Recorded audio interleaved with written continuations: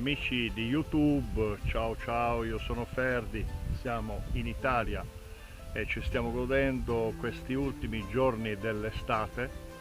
E come vedete c'è la mia Interceptor a 5 mesi e più di 8000 km percorsi. Ora vi voglio raccontare la mia esperienza. Andiamo a vederla.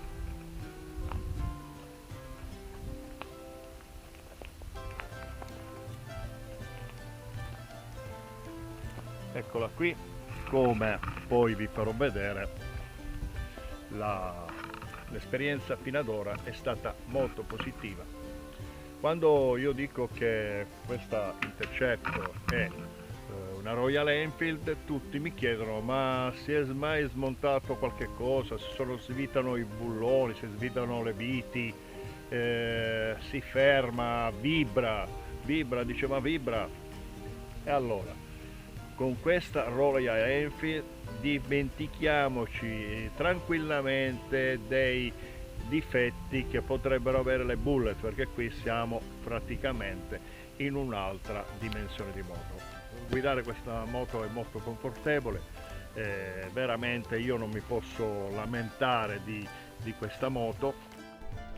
Trattandosi secondo me di una moto classica, ho preferito al momento non fare modifiche pesanti sulla mia Interceptor e credo di non farne nemmeno in futuro per il momento, perché mi ritengo soddisfatto. I scarichi sono quelli originali, hanno una buona cromatura e anche i calamattori presumo che abbiano pure in Royal Enfield usato il metodo di appunto dei doppi tubi per evitare colorazioni da surriscaldamento.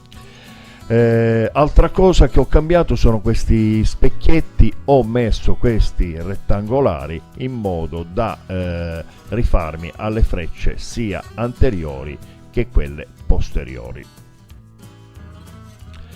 Un'altra modifica è stata quella di cambiare il faro anteriore, perché cambiando la lampadina appunto della parabola mi sono trovato sfortunatamente con la parabola rotta, quindi ho montato questo faro a LED proveniente dalla Cina e quindi mi trovo molto bene con questa lampadina. Volevo dire, per quanto riguarda il comfort di guida, che effettivamente con questi scarichi mi trovo molto bene, perché non disturbano il mio dito e quindi riesco ad effettuare dei viaggi nel più grande comfort possibile.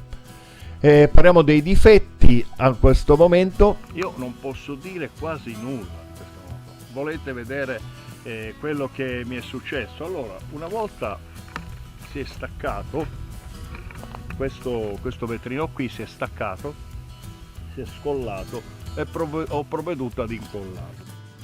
Altra cosa che mi è successa, mi si è staccato questo catarro infrangente, ora lo proverò a riattaccare di nuovo e quindi riandrà tutto a posto. Questa moto io ho trovato pure come diciamo sua dote, veramente i consumi sono bassi, siamo intorno ai 25-27 km al litro, che la rendono abbastanza economica in una guida che e niente male, niente da dire. La frenata è buona nonostante abbia solo un disco anteriore da 320 mm. L'ABS francamente io non ho mai sentito entrarlo in funzione, le gomme, le Phantom Pirelli si comportano bene, quindi niente da dire veramente. Altre cose, possiamo parlare dei difetti che si erano riscontrati in questa moto. Come vedete c'erano delle tracce di ruggine, ci sono pure qui come vedete, però niente di eclatante, niente di tanto grave. Gli scarichi vedete come si presentano dopo 5 mesi di uso. E quindi la sella, questa forse è il punto debole di questa moto. Dopo un po' di tempo che si sta seduti bisogna muoversi avanti e indietro, perché la sella non è confortevolissima, però questo penso di provvedere con l'aiuto del mio tappezziere. Stiamo pensando di fare un'imbottitura al gel. Ecco qui la mia moto ha 8216 km, fra pochi chilometri, circa 2000, andrà a fare il tagliando e faremo tutti i controlli del caso. Quindi una cosa che onestamente devo segnalare è la posizione infelice dell'appoggiapiedi. Infatti quando ci si ferma può capitare che il poggiapiedi appoggi sullo stinco del piede, quindi non è sempre piacevole. Mettendo la gamba avanti io non riesco ad appoggiare il piede per terra. Questo era doveroso dirvelo, purtroppo io non lo reputo tanto grave però. Ora andiamo a sentire il motore.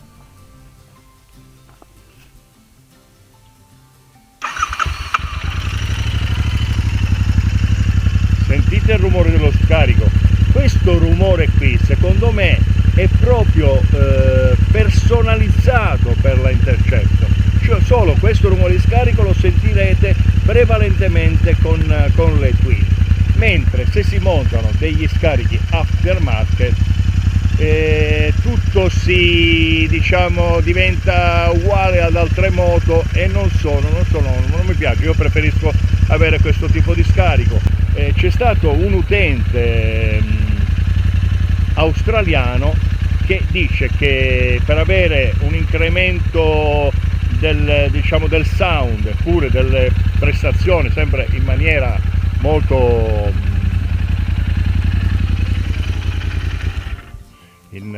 di prestazioni in modo molto soft, non in modo eclatante, ha fatto un buco di 10 mm sulla piastra finale dello scarico. Questo è quello che io vi posso dire.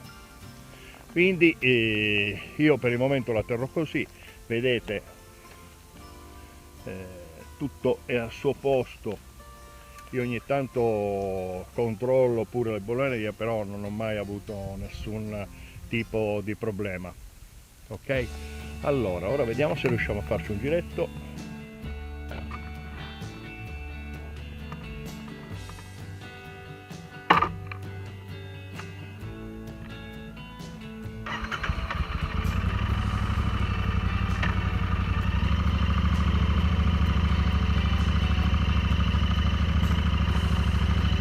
Bene, Interceptor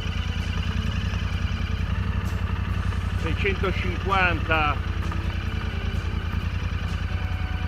un'altra dimensione di moto, e credo che Royal Enfield abbia veramente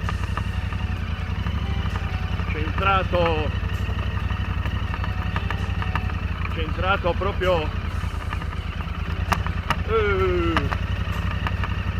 il sistema.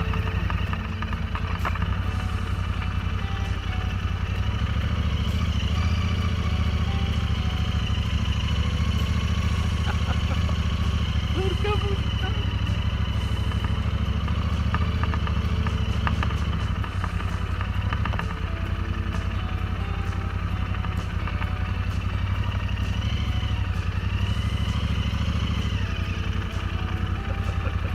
Mamma mia.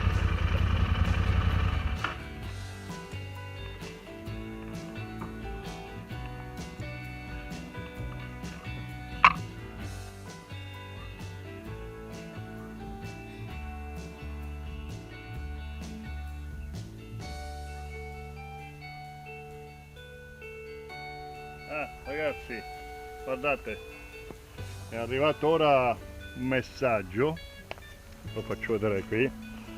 Allora, salve Ferdi, scusa il disturbo, le scrivo quando segue il canale YouTube, vorrei sapere se devo comprare una Bullet 500 o una Interceptor.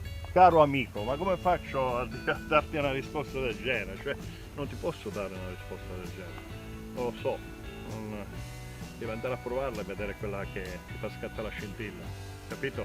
Ciao ciao!